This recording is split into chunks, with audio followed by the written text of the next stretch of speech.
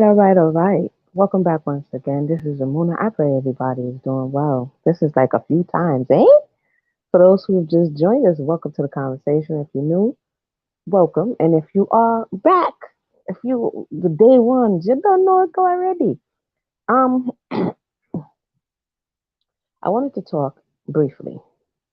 The other part of the Kanye conversation didn't come out yet, but I wanted to talk about some of the YouTubers, a lot of YouTubers. I think I talked about this before when they were doing the whole your mother used to be a prostitute for views and clicks and all this. But there's a new generation of YouTubers that are stopping at nothing to get views and clicks and likes and shares. And it is so disheartening, I think, from the level of observation, the lengths that people are willing to go to, not because they signed a contract to agree, not because, they didn't know and they got into Hollywood, because they think, or because the machine, or because the content, or because the audience is telling them, you have to do these things, or you should do this and you should do that. And they're doing it with their real life families, their real life relationships, their real life children. And I'm just looking on as they're ruining their lives and I'm looking at how in the beginning of the conversations, it's just a few that I've come across. In the beginning, they're exciting, everybody's laughing, kiki kiki, ka ka ka, it's all funny, right? Hey, what's going on, Queen Nzinga? It's all funny in the beginning. Like I like to tell my children, always funny till it's not. And then each time that they say it was just a prank, it gets less and less and less funny, right? And to where now when they're saying it's just a prank, they can hardly get out a ha ha. Because there's only but so many times that you can play games with people's emotions. That's what pranking is. You are evoking an emotion out of somebody by misrepresenting yourself, misrepresenting a position so that you can get an emotion so that they can emote for the camera because they are unaware that they are being watched. And then you're going to package this and then you're going to bring it to YouTube or you're going to bring it to social media and then strangers are going to give you responses. Now, this particular person here, they're Jamaican, he's Jamaican and she is a young girl from, I think, VI, Virgin Islands, okay? And I've been just observing them for some time, them and another couple. And sometimes, y'all know me, I can't help but to drop my cautionary tale in their comment section. I know they must be like, here they she come again. But if I'm gonna spend my time to watch it, I'm at least drop some cautionary information for you. So in this particular thing, for those who did this whole Valentine's thing, he after they've been pranking each other back and forth, um, he decides that he's going to have, and I think I talked about it briefly, he's going to have her dress up, and this is the picture. He's going to blindfold her, and he's going to tell her he's taking her to a special restaurant, and all of this stuff. He hypes it up, he carry on, and she's excited. And, as you can see here, she's blindfolded. So this is trust. She's trusting him. She's believing in what she's saying. If she puts stock on these holidays, then all of that emotion, all of that anticipation, all of that is wrapped up in this moment. He leads her by the hand. He tells her some farce about having valet parking, okay? And so she is on level 10. He walks her in, he sits her down, and he tells her that she can take off the blindfold. And when she takes off the blindfold, immediately this young woman starts crying. And I'm like, okay, this dude went too far. Now, when they're on Facebook, this thing gets millions of views. Right off the bat, I'm like, she is embarrassed. She's embarrassed, right?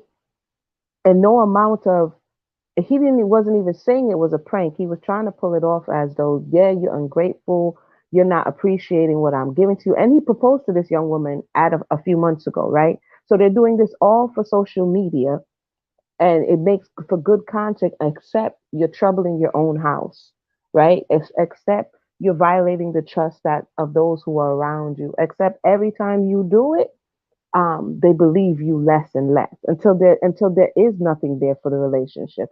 So anyway, she starts spazzing on him, cursing him out in the street, and the people on the internet are like, "You went too far." Like, there were many people that were saying, "You went too far. This was terrible." And he was holding his position that you people don't understand. Let me explain. It was just a prank, right? This is when he was in the driver's seat. This is for those who just joined us. I'm just talking about he conditioned and he can't take it, or she conditioned and she can't take it. So when we are the person who's pranking somebody else or running game on somebody else or finessing somebody else, it seems to be okay because you're the one with the handle. Like they say, who holds the handle, who holds the blade, right? Hopefully I could be heard.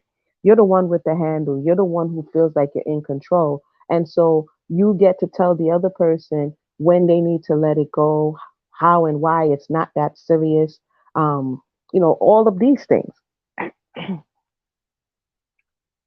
So after this one, I think this takes place last week, the young woman decides she's going to prank him. And I just finished watching that prank and I said, you know what? I want to have this conversation because this is crazy. He decides that she wants to prank him with his friend, a good friend. And the prank essentially is that the friend is going to be feeding her in the car while the boyfriend is driving or the fiance is driving. He's going to be feeding her and it's going to be kind of erotic and weird. So the boyfriend, who the same one who pranked her and had her crying on social media to millions of people, he automatically gets upset. Like, what are you doing? Are you violating? Give me this. Leave my girl alone. And the end of the prank almost would have ended in someone getting hurt because he dives for a bag. And I'm supposing one can only conclude that what a heat was in the bag. If you understand what I'm saying. Because she automatically snapped back and like, what are you doing? We're pranking you. And the friend is like, we're pranking you. And his response is, you thought you were pranking me. I was about to light it up in here. And I thought that was very interesting and very telling at how and why some people can dish it and justify why they're doing it. But when it's done onto them, they want to resort to violence. They want to resort to harming someone as if the emotional harm or the turmoil that you put someone through is not harm, but only when you feel the emotion or you feel the jealousy, then that's harm. That is kind of what I wanted to talk about today in brief. Let me know your thoughts on that. Is that something that plagues relationships? There is another um, there's another couple that are also young, and the young man on a number of occasions led her led his girlfriend to believe he was going to propose to her. And each and every time at the end that it's a prank, you can see how deeply that hurts somebody. So basically, you hold something over someone's head, something that you think they want and think they desire, and then you use it to manipulate them. How many people think that, oh, Amuna, you overdoing it? It's just comedy. It's just fun. You're being a killjoy. Or can we see that there's a danger to this whole thing? I remember early years ago, there was another young youth. He came in the conversation with his fiance, who later became his wife, and then he lost his whole family. I came across this Kenyan man, and I think she's either Chinese or Korean woman, and they had a channel, and they made their whole channel about their family, and they would do pranks on each other and all of this stuff. And then I don't know how I came across them. They were popular in their section of YouTube, and then they came back with a cautionary tale that you shouldn't use your family as basically bait to a certain degree on YouTube, or you shouldn't expose or overexpose your family to social media, because if something goes wrong with your family and that's your bread and butter, that's how you eat, then you have just basically cut your nose to spoil your face. And so they come back to say they're actually divorcing and actually separating, but all of the people, because they've pranked so many times, the people think it's a joke. And so what was interesting is that now the husband is separating from her, and her income is tied to her YouTube channel. But now that she's going through a divorce, she's not in the headspace to produce said content. It's a very slippery slope. It's like the Kardashian people, it's like all of these other people that use their family, not necessarily your talent, not necessarily what you have to share, not your knowledge, but I mean the voyeuristic nature of the everyday life of your family, allowing people in. It expands your viewership for those who are voyeuristic, because it seems like by nature people like to be voyeurs, but it also makes you very vulnerable when you want to begin to pull back from that conversation. and even pivot in that conversation. So that's I guess that's kind of what I wanted to touch on. I know some people like it and they say I don't care. I've seen people do like really bad things to one another, and I'm like, how and why and when is this funny? And then what happens is because I'm gonna get you back. You know, remember I'm gonna get you, sucker. Because everybody is in the I'm gonna get you back mode. It never ends, and that's why they call it prank wars. But I think it's more than pranking. It's to control and manipulate to see how far you can go with somebody. Yeah, I think it's many things. I think it's many things. It's an addiction. I see them like I'm gonna get you back. I'm gonna do it worse. But each time that they come back, uh, you get less and less laugh. Like one of the young men, he brought his family in. So now every all of his family has YouTube channels now, and they're building up the YouTube channels. But after a while, the family members don't trust when they come around because I don't know if you're going to come around honestly or do you have a hidden camera somewhere and I don't, you know, are you going to just upload it for likes and views and clicks? And it kind of like now you have become this type of prisoner to the life that you've created, the popularity that you've created. I don't know. Let me know you guys' thoughts on that. Do you like prank channels on YouTube? Are you a prankster? Do you think that there's a danger to it? Is anything too far if you say at the end of it it was just a joke? You know what I mean? There's a lot of people, it was just a joke, and that makes everything go away. Like I literally just watched this young guy reach for a bag because he was jealous, which presumably had some heat in it. And his words, he was gonna light the car up. So now somebody was gonna get physically injured because of a prank. I don't know. I don't know. When it's for public consumption, it's about likes and for fame and not really thinking about your real life. I'd agree. And that young couple, they said, hey, cautionary tale. I was like, they need to talk a little louder for the people in the back. I tend to leave comments on their site because they I do see that they're younger. And I say stuff like, you can't unring a bell. You know what I mean? Um they might be like, why does Rafiki keep coming over here leaving these comments? You know what I mean? I say things like, make sure that you guard your life and guard your heart and guard your family. Because at the end of the day, when internet goes out or all of these people on social media disappear, you are left with the people who are in your real everyday life. And if you have exploited them back in the day, it took for you to, you know, go to some big studio for you to exploit yourself or your family. And now you're exploiting your family, William, welcome, without anyone even knowing. Yeah, out of the mouth, the heart, the abundance of the heart, the mouth speaks. Yeah, I think it is. I think, and what you just said, I love Yahuwah. Yahuwah. I see that some of the stuff is what they really feel, but they don't find a way to really express it. And so, like you said, it's a subtle way of lying, of misrepresenting, of doing what you really want to do. But as long as you have the caveat, hey, it's a prank, and you can find your way out of it.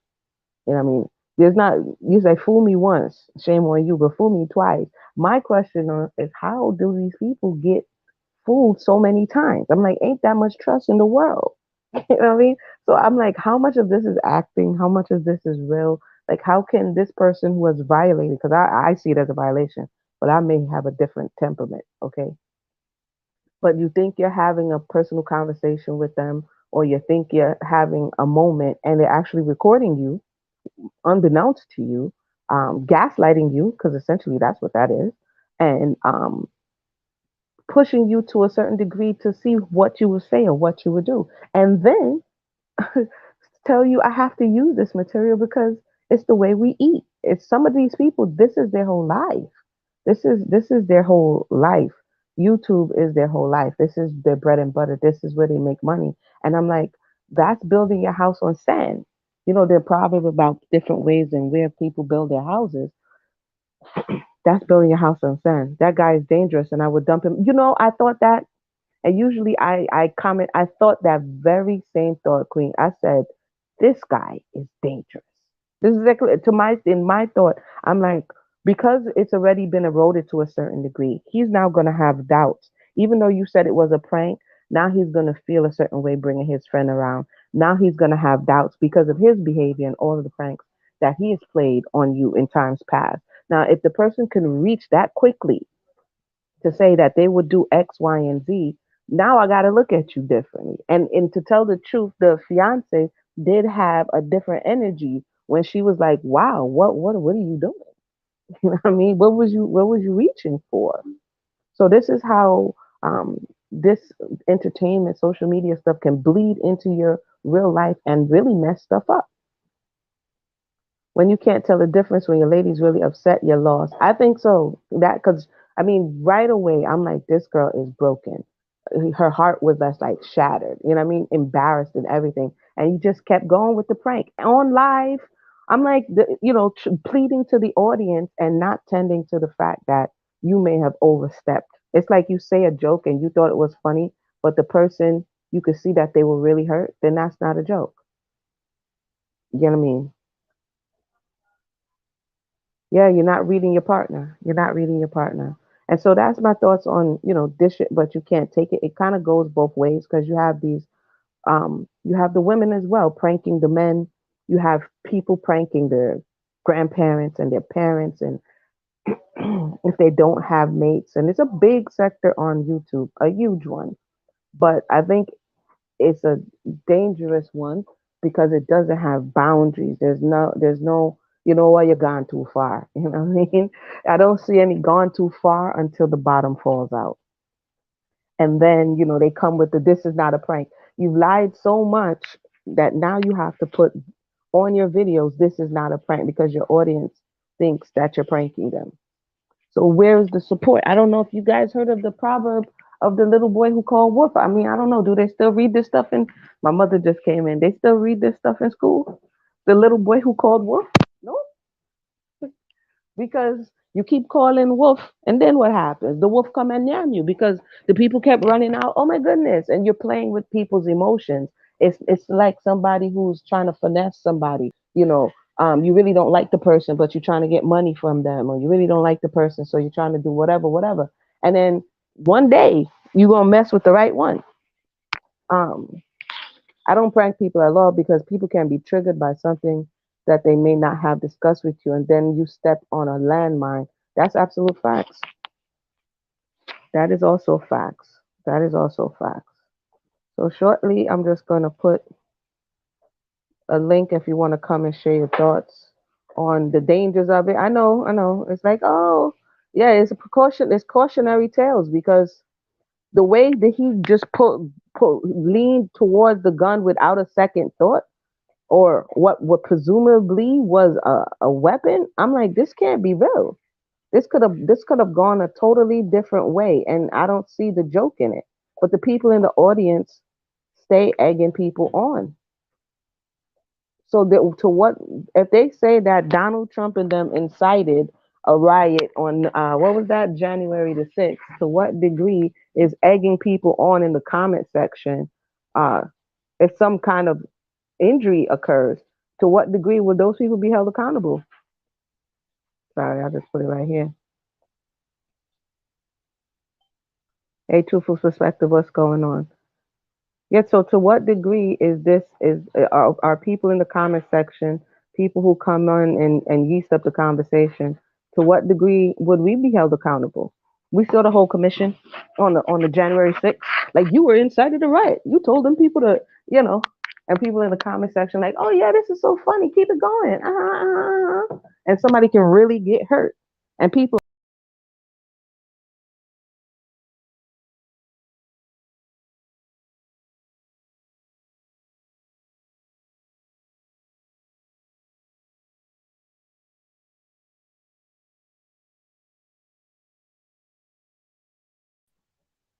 1, 2. All right. Sorry, I accidentally popped myself out the thing. Oh, they got background music now. Let me find out. Hold on. Let me see. Let me be extra on thing. I didn't know they had background music. Hold on. If we have anybody who would like to share their thoughts, feel free to do so at this time. I can't hear nothing. You guys hear any background music? No, I don't hear spit. Hold on, let me see if my headphones are working.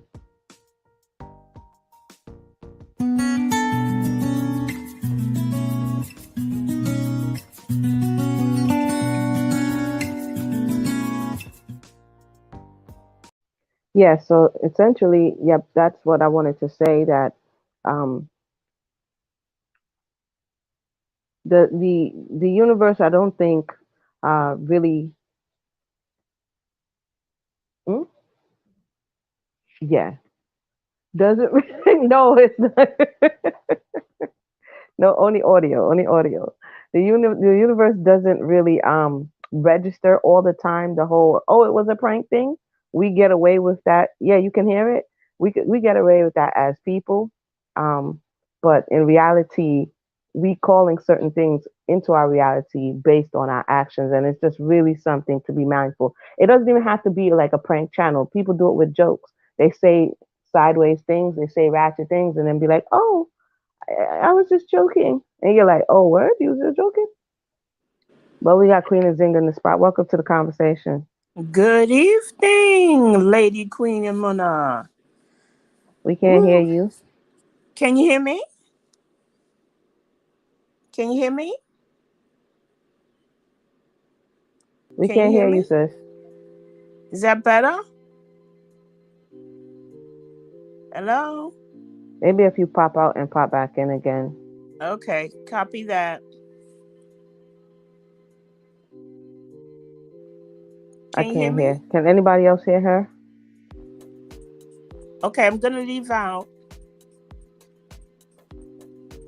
So essentially, um, what component of I think it's the golden rule, really. It's not even a gender thing, a man or woman. It's really doing to others as you have them do unto you. And that disconnect of putting yourself in someone else's. We can hear her? No, I couldn't hear her. The disconnect of putting yourself in someone else's shoes. How would that person feel if I did this, or if someone did it to me? How would I feel? Queasy, what's going on?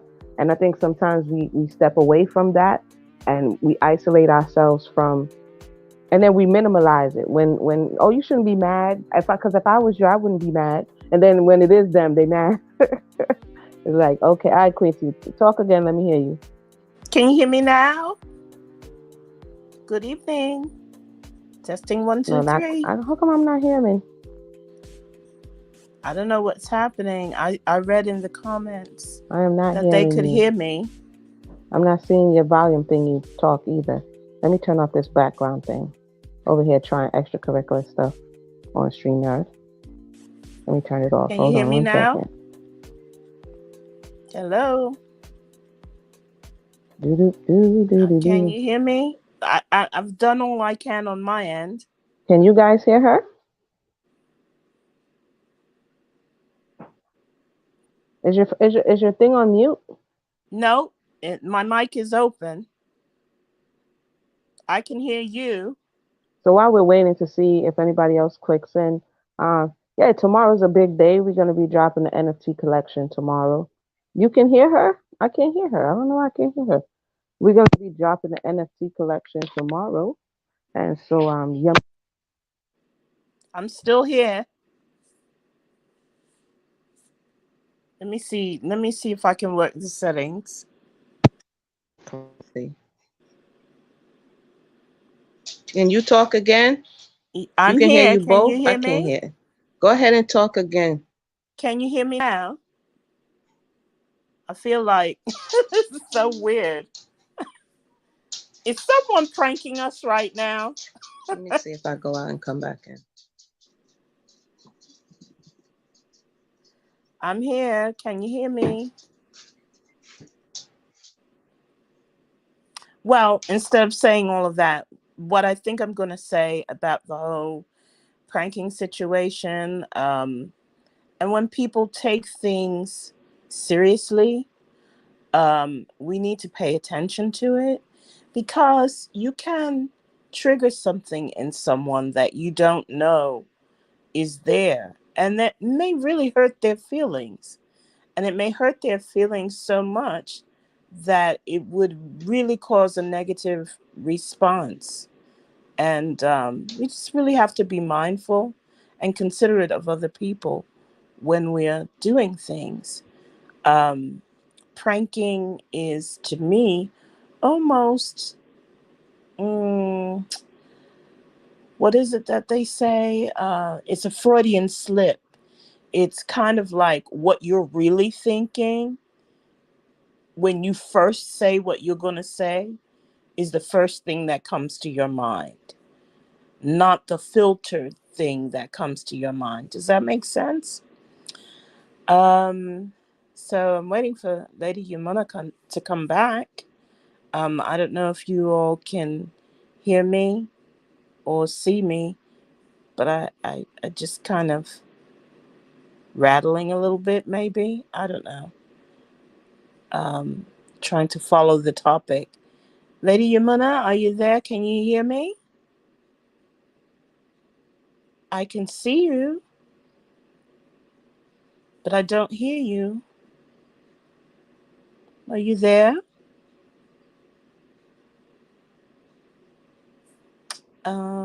Okay.